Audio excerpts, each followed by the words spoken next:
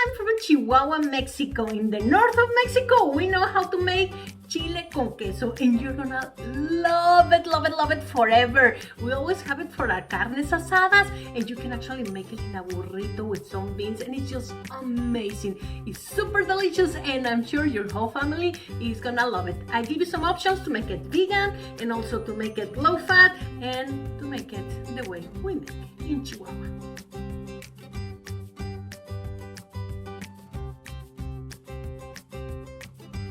To start with this recipe, you can use chile poblano or chile chilaca, also known as Anaheim or California. Start by roasting and peeling off the skin of the chile. We will also need diced tomato, onion, and a teaspoon of garlic.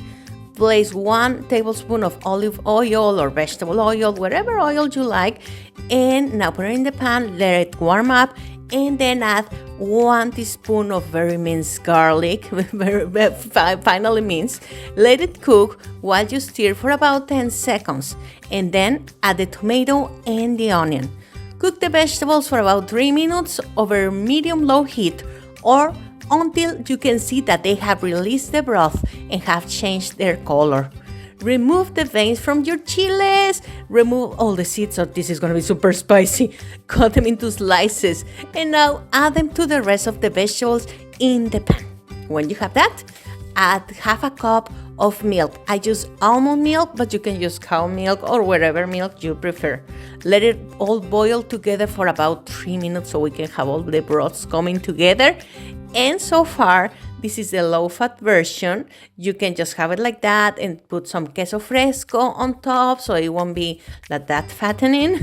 If you are in a low-fat diet, this is perfect. Now let's go to the sinful weekend carne asada and flour tortilla burritos with Rajas version. Add a quarter of package of Philadelphia cheese. Stir until it dissolves with the milk. Now, turn off the heat, and you are going to place a quarter cup of Mexican cream or table cream or sour cream, and you are going to move it very quickly to integrate it with the rest of the ingredients. It is important that you add it when the fire is no longer lit or the cream may cut off. Add the Chihuahua cheese or any kind of cheese that can melt, and now stir together. And God, this is ready and super delicious. You can have it in a burrito of tortilla, or you can have it as a taco. You can have it next to your carne asada or with some scrambled eggs. This is so good. I hope you enjoy it.